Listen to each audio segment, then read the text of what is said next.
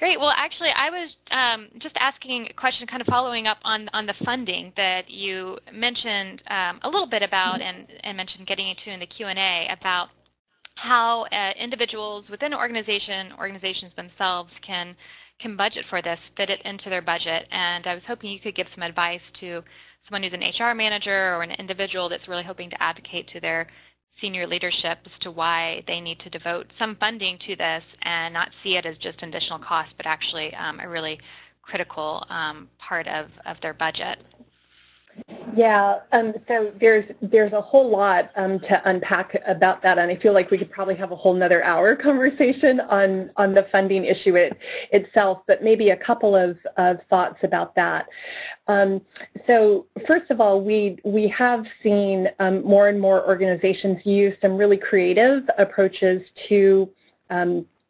funding. There are some organizations that have been fortunate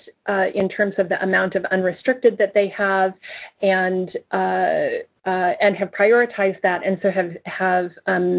dedicated part of their unrestricted funding for these kinds of efforts. As I mentioned earlier, building it into specific project or program proposals is also an approach that we have seen organizations use successfully.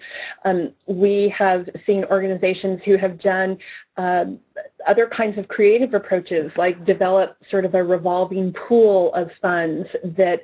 each country office devotes a small amount to on a monthly or an annual basis, and then that pooled money is used for staff welfare activities all over the world. We have seen organizations who have worked with their insurance companies who get a discount on their insurance if they put certain kinds of staff care programs in place, and then they use that savings to fund those programs. It's not that the insurance company pays for it, but those savings. And something that we have found also, what we have observed in organizations to be really helpful is when folks in HR start to work, if that's where the staff care responsibilities are housed, which is often where it is, but it's not exclusively. But if folks in HR can start to build some strong relationships with their business development or their grant and proposal writers, so that you're starting to have these conversations from the very beginning. And I know in a lot of organizations, those relationships between HR and the business development side of things often aren't strong, but I think it's worth developing those relationships so that it can be an ongoing conversation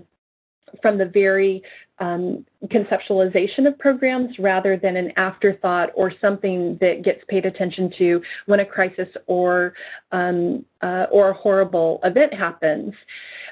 We have done, Conterra has done a lot of consulting with organizations about how to budget given their particular